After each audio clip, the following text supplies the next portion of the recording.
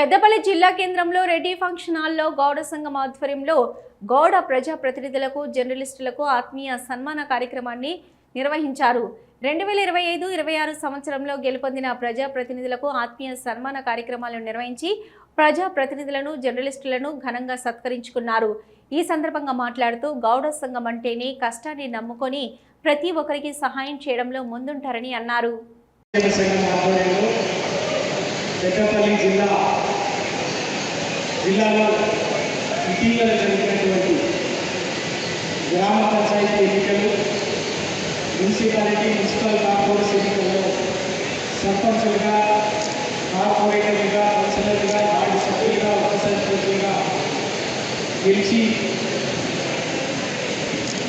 ఈ కార్యక్రమానికి సన్మాన కార్యక్రమానికి అధ్యక్షత వహిస్తున్న పేరు పేరున మరొకసారి నమస్కారం.